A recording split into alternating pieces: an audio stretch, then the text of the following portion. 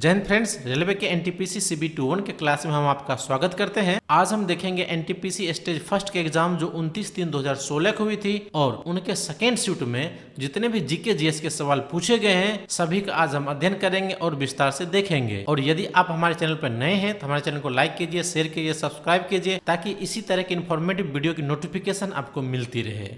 तो शुरू करते हैं आज का पहला सवाल। टमाटर क्या है? इनका सही जवाब है ऑप्शन बी, वह एक फल है। टमाटर में जो खाने वाला भाग है वह है फल, भित्ति और बीजांड। इन दोनों को हम खाते हैं। अगला सवाल है, निम्नलिखित प्राकृतिक घटनाओं में से कौन सी घटनाएं भूकंप का एक कारण बनती है? इनका सही जवाब है ऑप्शन डी, वह है ज्वालामुखी विस्फोट। ज्वालामुखी विस्फोट पृथ्वी की सतह है जहां कमजोर मिलती है अंदर से वहां फाड़ के ऊपर निकल जाता है, जिसके कारण पृथ्वी पूरी तरह हिलने लगती है और यही कारण है कि सुनामी या भूकंप आने की संभावना बनाती है। अगला सवाल है, डीपीटी वैक्सीन में पी किसे संदर्भित करता है? इनका सही जवाब है ऑप्शन बी, वो है पर्ट्यूसिस को। डी से होता है डिप्थीरिया और पी का मतलब होता है प्यूट्रिस और टी का मतलब होता है टेटनस। अगला सवाल है, पुरुष प्रतिभागी की अधिकतम संख्या किस राज्य में है? इनका सही जवाब है ऑप्शन सी, वो है केरला में। सभी भारतीय राज्य में केरल में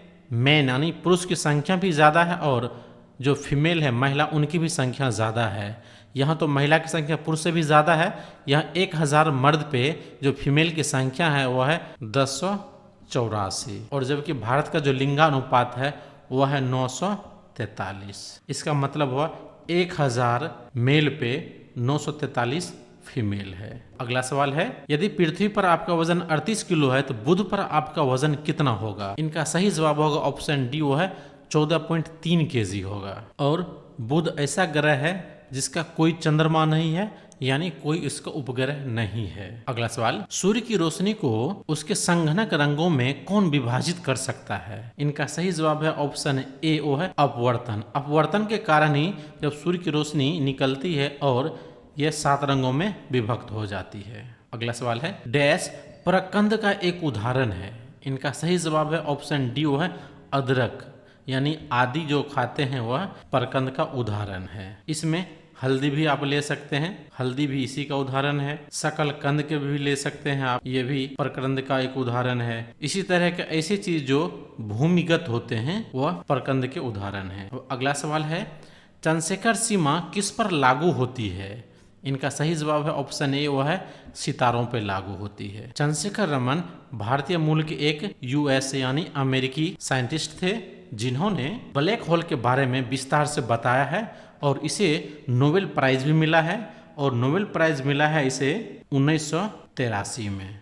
और रमन इफेक्ट की इसने खोज की थी 1928 ईस्वी में। अगला सवाल है, निम्नलिखित में से कौन एक प्रमुख मनोवैज्ञानिक थे? इनका सही जवाब है ऑप्शन सी, वो है सिगमंड फ्रायड। अगला सवाल, बर्लिन की दीवार को किस वर्ष ध्वस्त किया गया था? इनका सही जवाब है ऑप्शन बी, वो है 1989 में। अगला सवाल, यूमामी क्या है? इसका सही जवाब है ऑप्शन बी, यह एक स्वाद का प्रकार है जिससे हमें कोई भी चीज कड़वा, खट्टा या मीठा लगता है। अब अगला सवाल है, प्रदूषण सूचकांक SPM का पूर्ण रूप क्या है? इनका सही जवाब है ऑप्शन बी, वो है सस्पेंडेड पार्टिकुलर्स मैटर। अगला सवाल, निम्नलिखित में से किसने फिल्म निर्देशन के लिए ऑस्कर जीता था? इनका सही जवाब है ऑप्शन सी, वो है सत्यजीत रे और इसे ऑस्कर दिया गया था 1992 ईस्वी में। और यह मूल रूप से वेस्ट बंगाल यानी पश्चिम बंगाल के निवासी थे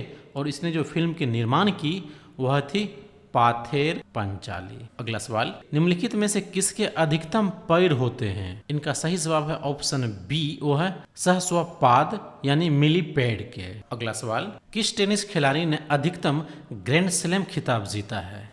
इनका सही जवाब है ऑप्शन सी, वो है रोजर फेडरर। रोजर फेडरर मूल रूप से स्विट्जरलैंड के खिलाड़ी थे। अगला सवाल, लीमर क्या है? इनका सही जवाब है ऑप्शन डी, वो है मेडागास्कर में पाए जाने वाला एक जानवर है और मेगाडास्कर हिंद महासागर का एक द्वीप है। अगला सवाल, निम्नलिखित में से किन कणों में सकारात्मक आवेश होता है? इनका सही जवाब है ऑप्शन बी, वो है प्रोटॉन में सकारात्मक होता है और इलेक्ट्रॉन में माइनस होता है और न्यूट्रॉन में कोई आवेश नहीं होता है। अगला सवाल है, लास्ट सपर किसने चित्रित किया? इनका सही जवाब है ऑप्शन बी, लियोनार्डो दे विंची ने। ज्यामिति के जनक किसे कहा जाता है?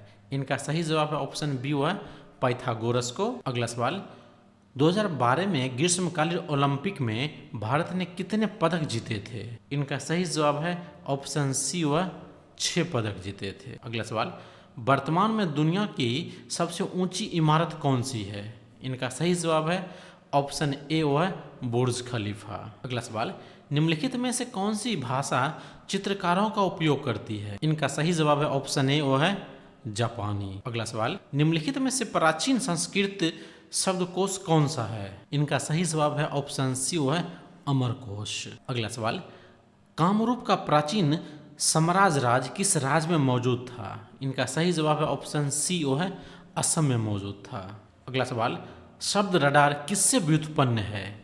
यानी उसका जो फुल फॉर्म है इसमें से कौन सा है? इनका सही जवाब है ऑप्शन डी, वो है रेडियो डिटेक्शन एंड रीडिंग। अगला सवाल है, बेकिंग सोडा क्या है?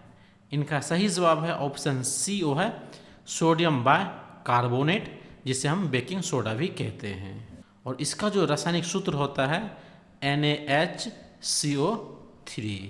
अगला सवाल, सुएज नहर भूमध्य सागर को किससे जोड़ती है? इनका सही जवाब है ऑप्शन बी, वो है लाल सागर को जोड़ती है। सुएज नहर का निर्माण 1969 में हुआ था और सुएज नहर की जो गहराई है वह है 16.5 मीटर और इसका राष्ट्रीयकरण किया गया था 1956 ईस्वी को। अगला सवाल, उच्च न्यायालय के न्यायाधीश की सेवानिवृत्ति की उम्र क्या है? इनका सही जवाब है ऑप्शन सी, वो है 65 साल। अगला सवाल, times person of the year 2015 किसे घोषित किया गया था?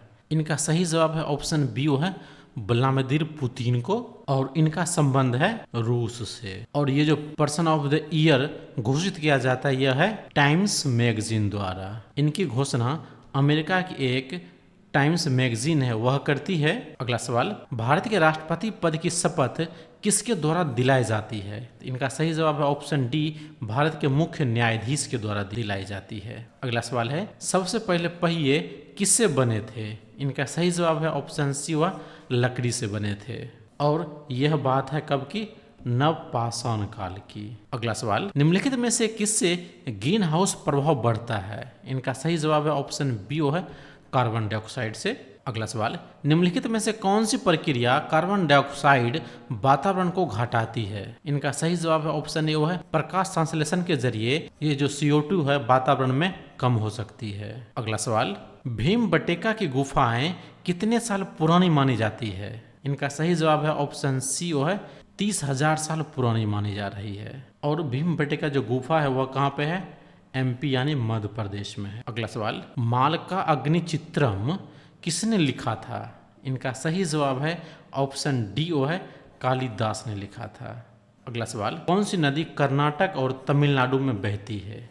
इनका सही जवाब है ऑप्शन सी, वो है कावेरी नदी, जो कि कर्नाटक और तमिलनाडु दोनों में बहती है और इसको लेके इन दोनों राज्यों में विवाद भी रहता है। अब अगला सवाल है, किस व्यक्ति ने ओलंपिक खेल में सर्वाधिक स्वर्ण पदक जीते हैं? इनका सही जवाब है ऑप्शन बी, वो है माइकल फिलिप्स। इसने सर्वाधिक 23 मेडल्स जीते हैं और यह USA के तैराक हैं। अगला सवाल, भारत के मुख्य चुनाव आयुक्त कौन है? ये तो समय के हिसाब से बदलते रहता है। अगला सवाल है, जीका वायरस किसके द्वारा मनुष्य में संचरित होता है? इनका सही जवाब है ऑप्शन बी, वो है मच्छर द्वारा संचरित होता है। अगला सवाल है, डफरिन क्या है? इनका सही जवाब है ऑप्शन ए, वो है कार्बन का अपरूप है। जिससे कार्बन के हम लोग 2 अपरूप पढ़े हैं, हीरा और ग्रेफाइड।